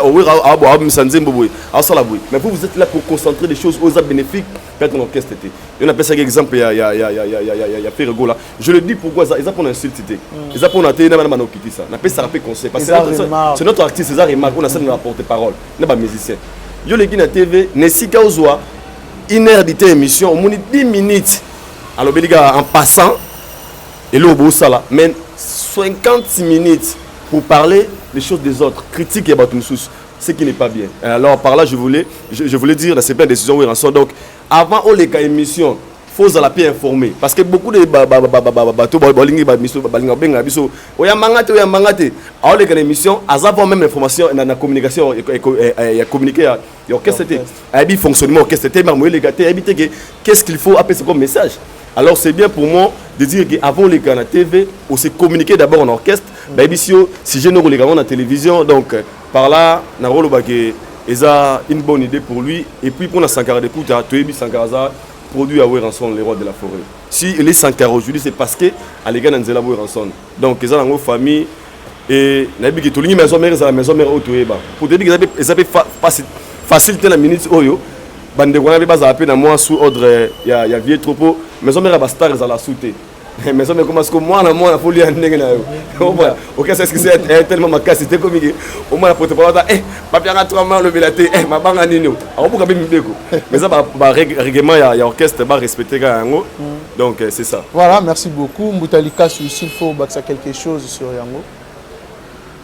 Non mais pour moi le meilleur porte-parole na Congo ya culture et ça pour moi ça n'engage que moi ngana mona eza nango Roger Ngando, le meilleur porte-parole de tout le temps. Pour moi, c'est Roger Ngando. Mais le meilleur marketeur de tous les temps, c'est Sankara de Kunta et Francis Dibaya et Héritier Watanabe. Parce qu'il y a une différence entre porte-parole et marketeur, agent marketeur. Porte-parole, il se limite à vous transmettre les informations de là où il travaille. Mais le marketeur, c'est celui qui brille les étapes. À transmettre bino ba penser à place à Salaka, mais à extrapoler en faisant de buzz, et puis qu'on transmettre bino l'événement. Et entre Sankara et Koutara Francis Libaya, pour n'en Francis Libaya est meilleur. Il parle bien et il gère bien du côté marketing. Sankara a bon parleur, a ça la marketing bien. Mais dans le pourcentage, Francis Liba a moi likolo na. Et pour nanga, héritier Watanabe, partout à Kenaka, il fallait même à Francis Liba. Au Moutaro désir parce que Serre nanga a souffert dans ma mamie Kili, héritier à Moutona Tembe, à Sali qui Temba Mimi. Mais il fallait même qui s'injure à Francis Liba. Parce que Francis Liba communique et fait le marketing du groupe. Non, pas du groupe, de l'artiste héritier Watanabe. Même à distance, à Zara Bangote, à Salara mieux que les gars sur place. Donc, pour la Sankara de Kunta, c'est très important dans la maison mère. Bon, c'est très important pour la Werason. Pour la il pèse beaucoup. Alors, pour la Werason, le roi papa, le roi de la forêt, père de famille, Ali Bissae, ce qui m'a bé moué Zalaki, Atala Boulamu, m'a bé et les Karango. Mais ngai pona ngana zo sentir na ndenga 12e A et tant que miaka bena masole tant que mutupe ya wenge par correspondance a wa les marketing ya protéger base a tout cas to bon pesa nga raison ah bon et ça marketing ya protéger base on ngana mona place où era na Sankara bako kabwana te pe na mona mabe o ego yate o era za capable benga Sankara 20 na kit a gangele de 10h à 22h. Donc là on a et ça marketing à protéger base. Pour protéger base les gens n'enga mabe dans son mystique et puis tellement générique on est l'engitro. Il faut pas créer bilo on est pour les gars inaperçus. Ngala bon pe ça a raison. Ah bon. Mais puis Roger n'a pas pu les princes batika ko mema na babiloko. Basala musala bango elesa bango. Batika ko mema na biloko. Et là on a le bagage encore. Voilà, comment la Madrid tout le monde a comment va exposer Fally Ipupa parmi les richesses il y a Congo na art comment la Madrid puis aussi comment on a arrivé à héritier Watanabe na Kisinzora na Poto Kisinzora oh a travaillé trop dans le marketing à l'équipe na orchestre belé Fally Ipupa Koffi Olomide collège des nobles Lelo la team Wata et puis si chance ya remettre na mikili ya poto déjà réaction na version chez non omoni na vie bola on sala lelo ozelaka te bugango place yango même il y a un adage qui dit fais le bien passe ton chemin balwa bongo fais le bien passe ton chemin blo moi bongo ça dit so sali bolamu le kana na OK na oza so la besoin to lugo mutra sali bolamu azo miselanga non effort travail baramutu Kisunjora sali na monde ya musique depuis azala Kisunjora ti lelo résultat nango eza ba fruit nango plutôt eza ba makambo ke ba poto lelo parce que biso so yebi que so bito tana la tête ya ba période ali ba régner la plupart ba kenda ba poto bazo ba mikanda mais Kisunjora tikala ko chance wana te so otali Kisunjora la TV au comprendre na Kisunjora na ba live na otali na ba Facebook ça dit au senti esengo le longa Kisunjora au senti elo mo Kisunjora reva mais na mutu na ye atikala o raisonner te na banda wapi na suka aroma on se contenter kana o azanango mais héritier atana basalier eloko ya satana en tout cas pour na même nga na sengeli pena Kisunjora sous merci pas héritier atana be c'est grâce à héritier que Kisunjora le la moni poto en tout cas nga pe naza vraiment très content mais là on sait nga na héritier ayebelo moko marketing et internet, il y a la musique, il est là, échanger formule. Moi, je ne sais internet. Bah, domaine tout peu qu'internet. Lelo, il a quelqu'un auprès de lui. Oh, pour l'anga. Place où il héritier à la moukaka. Donc, sur la mouki na tongo. Ça dit, moutali bosso, oh, il faut, bazala, à contact mbala moko. Isa, Francis Dibaya. Mouton pena héritier, face à la naïe. Parce que lelo, faut qu'on reconnaisse que s'il y a des porte-paroles, oh, bah, comprenez le système. Il y a que Jésus changé, Jésus a soutenu que c'est un mamie là. Jésus qui est là.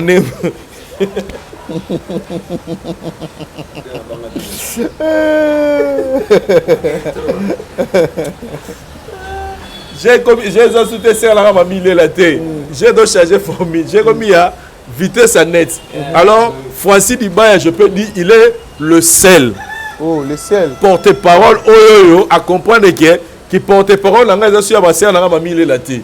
Et ça ma musique faut même la vitesse internet et cela a eu impact na carrière héritier.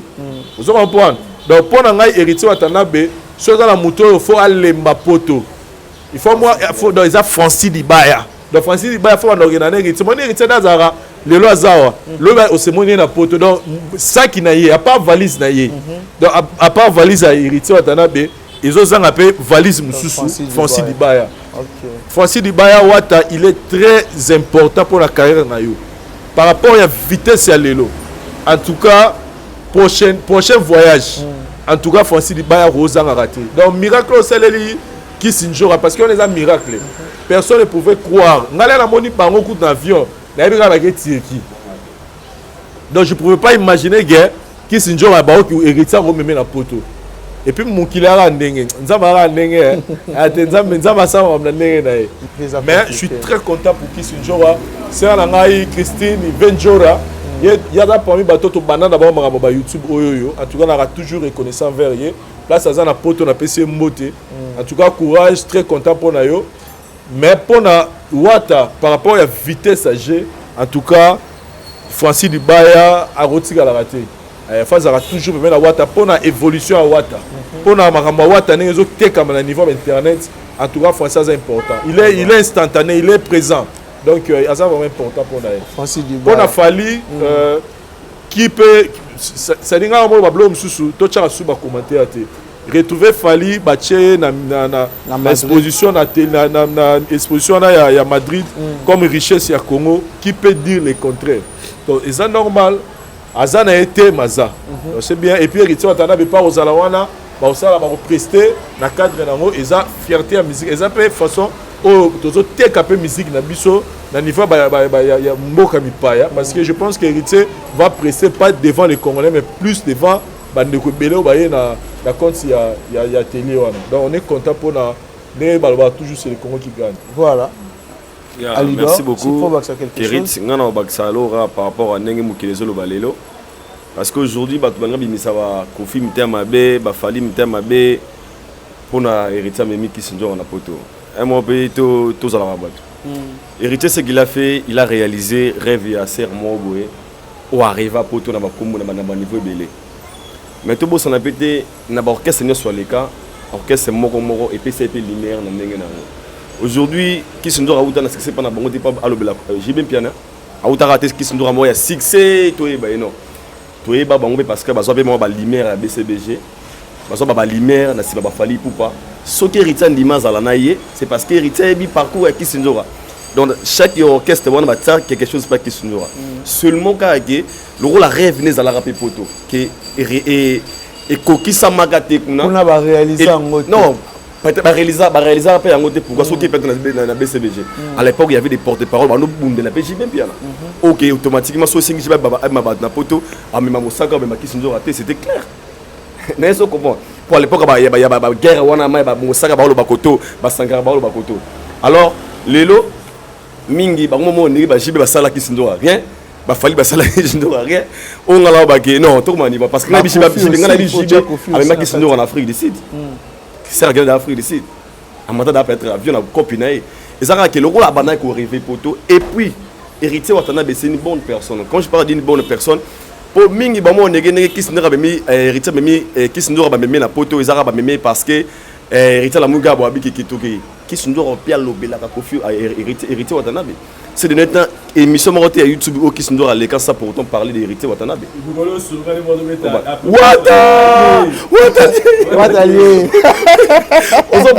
Ça veut dire que héritier la Sega qui n'a musala pe au sela batunyo sowana na mondambo babakisa likolo na yo nga peta gende na yo na bakisol peka moko likolo na yo na memi na potu héritier qui makasi pourquoi parce que Kisindora rêve ne za poto ils sont tous bien abenga Uganda poto abenga Goma poto abenga Rwanda poto c'est rien ba stress et puis nga sotange maître na mona obe na banenga système wenge parce que je n'ai pas même photo que poto na Fabregas to bo santé musique etambola bongo après voyage ya Kijina PMF na poto akia kota la Kisindora akabeli koli eza langage ah yo uza ba kofina ba roi tabenga sko Fabregas akina na zongi na ngai so wata pa mona maison mais akomona pe na wei morobwe so ngana tangi ona ba niveau nyonso wana puis wata pesa nge pasi ta moni Kisindora aoba Rwanda poto wata comprendre bien Kisindora comprendre dans la poto on ngana vana wata na ba de salutation ngai joka kabenge na wata na parler toute la vidéo bakali ngai wata na joka bi na wata bi ah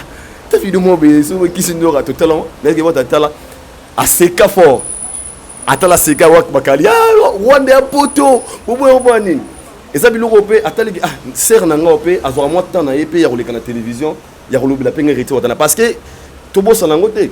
Aujourd'hui, quand on voit Kisindora dans la télévision, il parle de Kofi Olomide, héritier Watanabe. Il y a récompensé par rapport à Moussala Naye, héritier bien voulu, il y a remémoré na poto akokisi ba rêve na donc pour nga héritier foutiga a foutier mais comme Kisindora kotika Dadi Mola monité est différent ba Dadi Mola ba bundi trop ba longwa nzela moko ne héritier Watanabe na maison mère si poto ça la clair yango ce que là comment OK na kenura mukusi yango je vais salobia yango je vais salobia mon frère omoni faut que ce bien en anglais update yourself updating. Donc, c'est la français en anglais, réactualiser. Lelo, la communication avec Dadi Mola, Kisindora est différent. Moi, tout le monde mon frère. Ce qui est lelo déjà Kisindora, lelo, Kisindora pour année. Abetara jamais émission à 10 000 views, à 20 000 views. Imaginez ce que 30 000 personnes vont la moto, la héritier Watanabe. Ça veut dire communication, il y a Dadi Mola différent. Et Kisindora, il parle d'héritier Watanabe. Et puis, tant que le ballon a fierté que à la veste cravate, le lobe français, mais là, à la semaine qui m'a commis sa moto. Oh, bah, Dadi Mola pas de la salle ratée. Dadi Mola, il s'est mis, ça va pas parce qu'il y a les Français allaient héritier l'orchestre. Mais Kisindora, il est bon, il est wata. Donc, pour moi, je veux dire que ce qui m'a accueilli, il mérite Akende. Na partage même vie na Joves. Et ngai on a Rosenga l'héritier Watanabe a comme ça paie Liba a privilège c'est très important. Parce que Liba a ma casse na visibilité. Les leçons héritier Watanabe a commis ma casse il a ma réseaux sociaux. Liba a ma casse parce que sol et puis sol. Oban. So il le a commis ma casse na visibilité ma casse aussi. Liba que Liba a beaucoup travaillé François Liba. Na ba live, il a motivé héritier comme actif na réseaux sociaux. Pour na biso oublié comment on dit Dadi Mola na boité na telle émission dernièrement a déclaré que Abia vraiment a regretté maintenant sentir on dirait considération à comprendre que j'ai qui est faux pour j'ai comme qui est faux ah bon tasco Dadi Mola diba ya kende boy pour qui ndo randa ke poto boy mon frère a kotika kali susu wata te poto e bango alors pour Dadi Mola bay baga faso ba ko ko manager PG a comme un peu utile, comme un peu très important, comme un peu capital ne siga ozo ça. Donc pour la rectification na bandeko, beaucoup de santé qui va Fali, ba JB, ba Kofi, ba contribuer pas jour. Ils ont beaucoup contribué parce que Moutouloa Kofi Olomide a comme m'appelle jour en jour en ago m'appelle et changer le rotin, il est déjà Kofi Olomide. Alors m'appelle jour en Rwanda té. Non mais on rappeler bateau ça qui prévu qui Shinzo avec la liste à bateau ba qui na Kofi poto. Il y en a comme Asko wana. C'est ça Kofi la kaki Shinzo à poto na TV to yebi.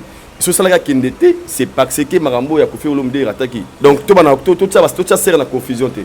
Chacun ici dans les cas a ta lumière na. Mais pour dire na e pour ngai ezo kitsa Kofi mon. Té kitsa Kofi té. Mais konsabiso. Mon frère, déjà à ça la communication na ba comique na kati. C'est clair tu dis que Rwanda poto, Rwanda poto. Tant que tu as vu poto à Rwanda. Poto ya Goma. Et nous avons dit que biki poto solo ya ngonde afingi ba Goma wana. Ba kosa biso poto ya ngo yo. Ba miko ya ba parce que Kofi Olomide qui s'njo attaquer na poto. Abana ki toke Rwanda, toke Goma. Mais qui s'njo alora linga comédie na ba ki te go poto ya Goma. C'est pas dire qu'il a fini Kofi. Moi je pense que bon on na bateau parce que Kofi est même capable de qui s'njo en États-Unis. Et là pour voir pas qui s'njo à la fin qui s'njo comme Tarabuta. What allié. Mbuta, je t'aime.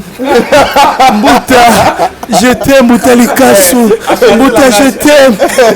Et puis, parce que na basuka awa, biso pena na ken piana. Tubetaki pena sete héritier pena abe manjura. Ok, pour na.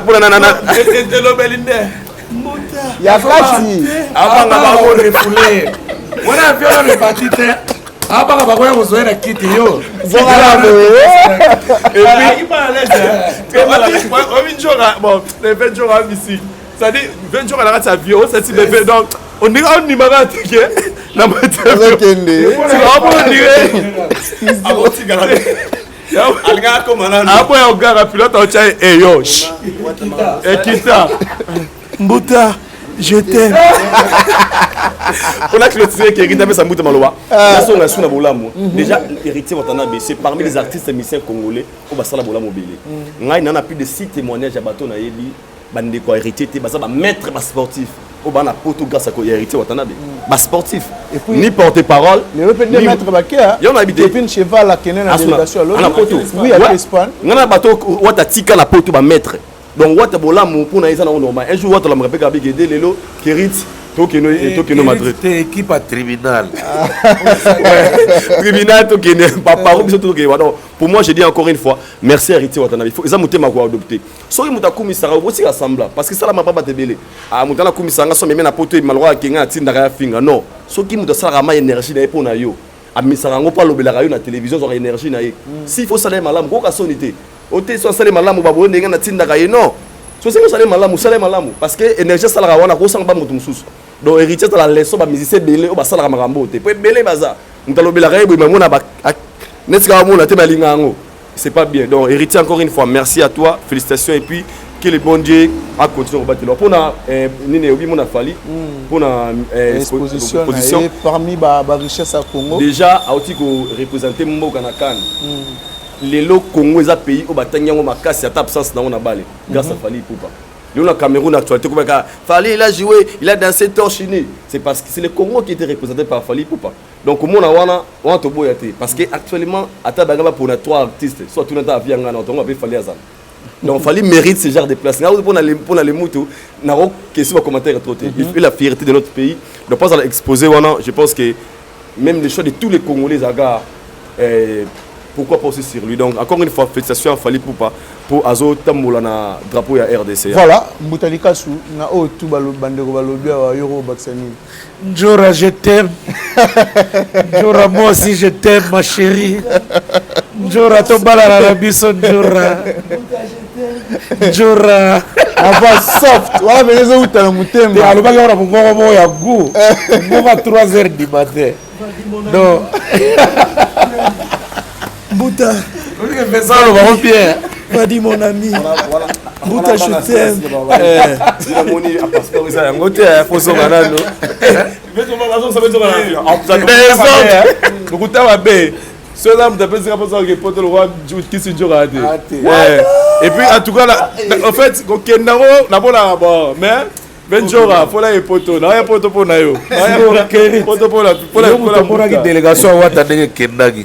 Diba pas et na de Dadi Mola pas que. Non, Dadi Mola zate, je pense que délégation il y a Turquie ba okende ba longwa Kinshasa lelo. Ba longwa Kinshasa. Mais Wata wana zaki ba okende non, na limite Dadi Mola osama. Okende. Bongo Francis Diba. À quel spot? Non, Francis Diba a la délégation à Turquie, je pense. Non, fallait qu'il kende. Wata fallait qu'il français. Ça maître wana fallait cha Francis. Non, c'est vrai. Maître, na contre. Contre-traité. Na contre-traité, mais pour la en tout cas, la place à maître fallait Francis Diba. Place à maître écoute tout. Place à maître écoute tout. Fallait qu'il vienne français dans la liste. Franchement. Bon, ils ont choix ya Wata ngana ko kota ngote. Mais à reposter. Vraiment. Musala au sala. Mais on rappelle n'Espagne va mettre ça.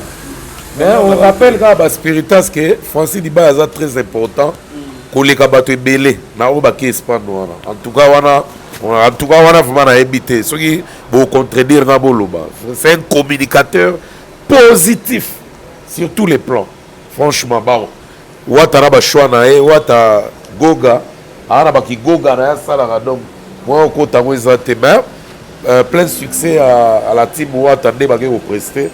L'Europe c'est plus vraiment facile pour notre groupe mais en tout cas Wata a prouvé que il peut faire ça et puis bonne chance na oyo na yoka ki na coulisse que Zenith Ezoya pour nga bena il fait métama parce qu'il les mérite et puis pour nga plus loin encore on sentir que Wata na ba tembenaye a commettre peu merci là vraiment je confirme na confirmé étant que collaborateur to na monaki contrat non na ndenge tembe façon na mona mamozo kende akobeta pe merci et puis soka betango et kosala bien po esilisana nu bato contraste to bana na mutu que bercer eza ya extraterrestre eza ya extraterrestre c'était il faut beaucoup travailler et bien travailler pour mériter basala lokwa ba bercer wana donc elo na kolobaka yango wana mpona ki Sinjora lukuta mabe elle a mérité hein pour Njora bena na temps oyo kaka approcher Wata boulot asali eza très capital yango to appuyer na Francis Diba parce que na yazo attaquer côté terrain Francis Diba yazo attaquer na nga sous-sol na likolo en tout cas bango de ba mériter ki baza na Espagne franchement mais na koloba plus te bon séjour à Njora et puis bonne continuité na Wata parce que là elle a vraiment mérité à continuer na Wata.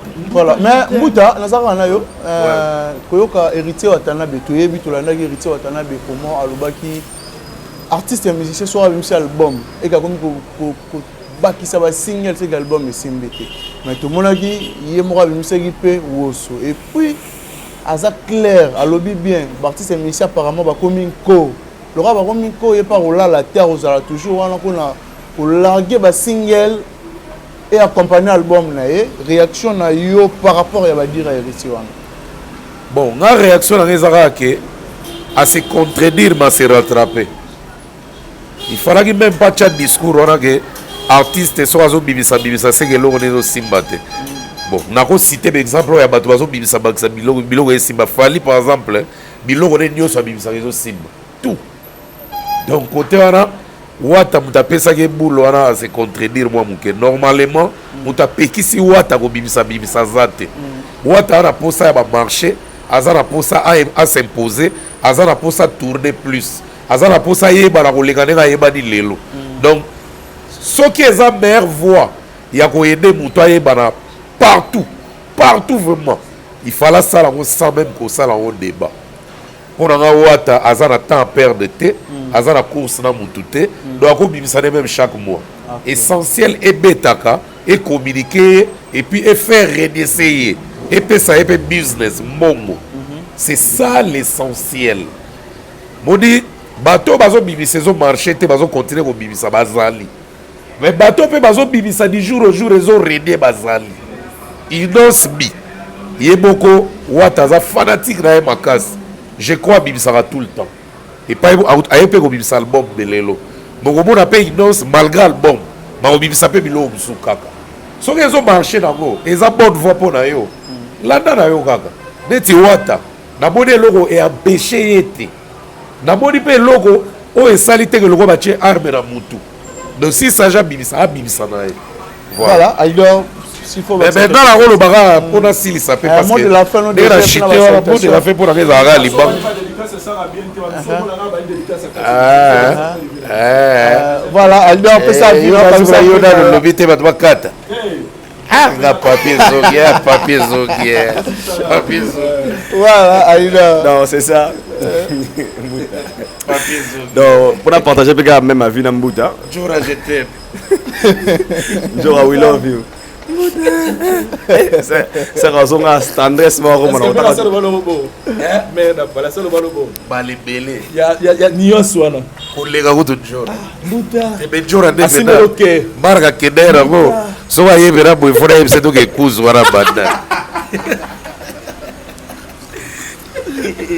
Voilà, donc pour donc héritier c'est un grand artiste n'engé te lobaki à tout cela tribunal autour les gars tout le sur ma popona lobaki mais tant il m'a dit que il pas bana robimi sarabilo go à chaque fois on a moni moi comprendre que bah inspiration que vous appelez bilo rebelle voilà ah attends bilo kasi n'engé album zaboy et ça ba chamu sumu tellement que bon faut bimara na minute yo et Mathieu na muto et puis au tel sur demande il y a ba fan et puis sur analyse à terrain c'est bimisa cela ne veut pas dire que nous mon disque de simbaté aux autres donc pour ngai il est libre il y a bimisa et le air nyoso aligné de preuve azagi na album mené sur les marchés ça va featuring op participation des alaga il y a voir les agibé libanda en dehors il y a album donc pour ngai azal libre il y a bimisa ata 3 fois dans mois faut aussi d'aller que c'est simbi et puis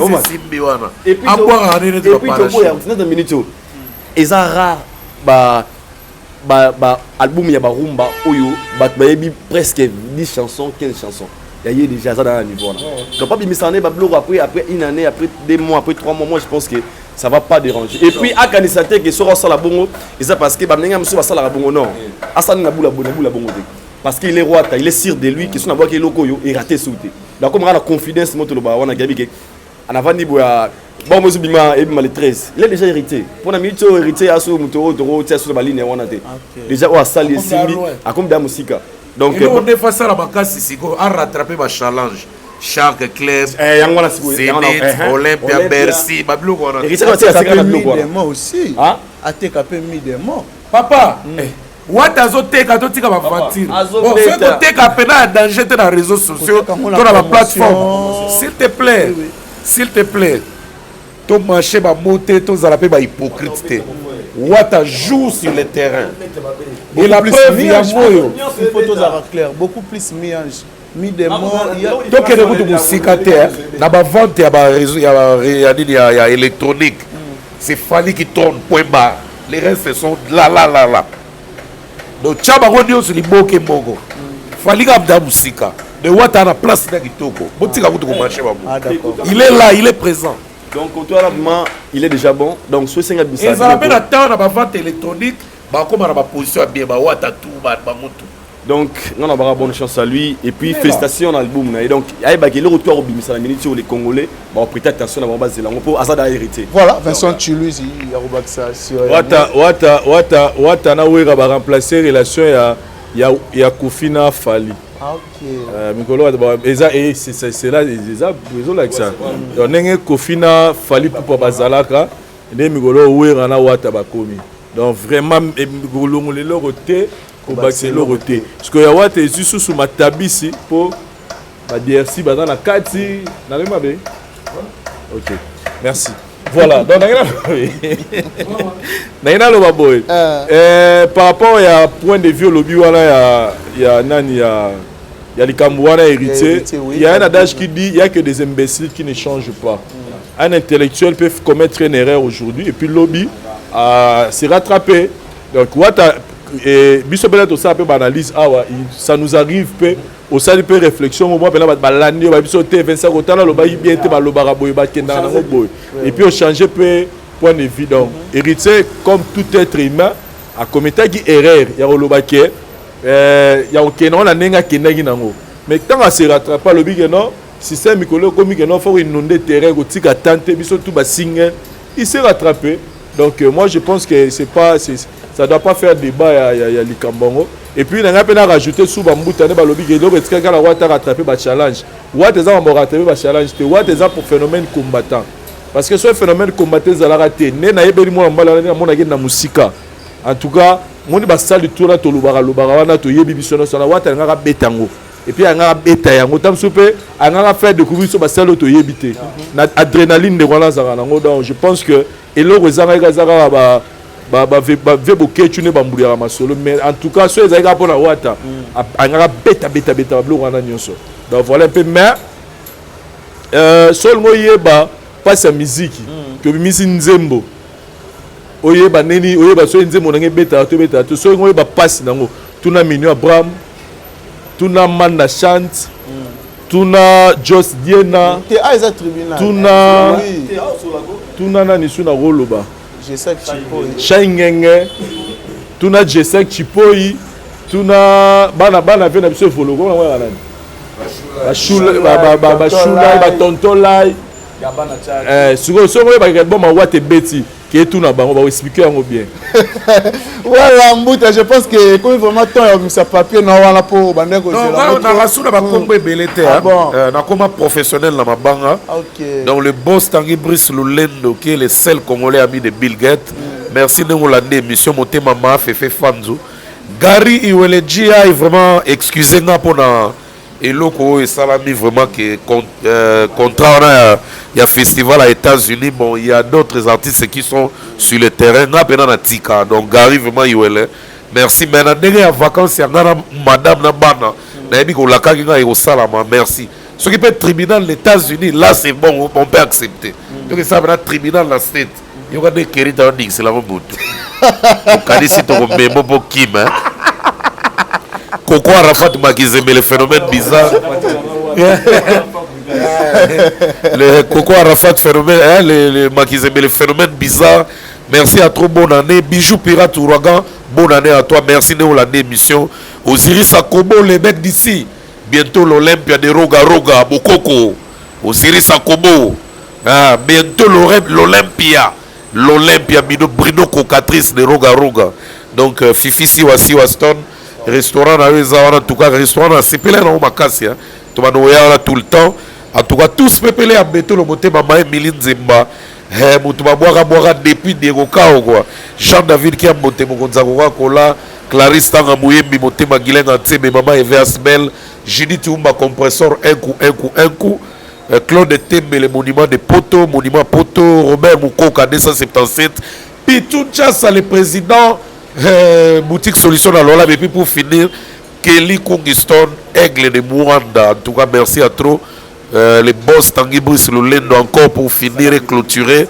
les seuls congolais amis de Bill Gates Moté Mama Fefe Fanzo merci voilà à deux mots de la fin là et puis bah c'est l'ami de Bill Gates salutations à Yannick Ekinia Rombox faiseur de boss les millionnaires congolais à la biso Yannick Ekinia Moté Maman Brigitte Kalanga, Brigitte Kini, salutations à Gelor Ndongala, le Parigo, Gelor Ndongala, et pourquoi pas aussi à Redi Diabanza, Rotterdam, Inosui, Chris Bienvenu Mukongo, Serge Diana Firek, Dadi Temberel de Madrid, depuis John Aspect, Batou Balingaïdor, beaucoup les Brésiliens, moi aussi je vous aime, donc bonne année à vous comme d'hab. Voilà, version Tulise, mot de la bonne année à tous les abonnés à la Voix du Peuple, mais plus particulièrement à notre vieux Brice Tanguy Lulendo. C'est l'ami de Bill Gates. Voilà, un grand merci. Et puis, nous avons rappelé, bateau tout bazar BG Basomba Mituka, contactez Vincent Tuluisi, commande sur commande, ma voiture de marque et de luxe. Et au ça, vraiment, un grand merci déjà à les joueurs patrons, Oscar Marie, tout millionnaire en kilote, Nazoa Kiyo, le Barapo Salara. Merci aussi à Jason Makassi, la de Bundes. Merci aussi à Laurent Sokoko, na Dublin, na Irlande. Motema El Chantou. Merci à Dada Oulungo na Suisse, Motema Papa Félio Matoko, Dada Oulungo, Maman Social. Merci aussi à notre président de Lille, Joseph de Lille. Merci Nayo. Merci aussi à mon ami Megra Mangwana, les banquiers. Megra Mangwana. Merci à l'équipe technique et à la Voix du Peuple. Mobimba, Daryl Diwante, ça derrière la caméra. Merci aussi à Gilles Vazolandonga. Merci aussi à Parousia et Sayo. Merci à nos confrères et puis à nos concert. Nabiso tout à la Voix du Peuple. Et comme on a dit bongo au prochain numéro.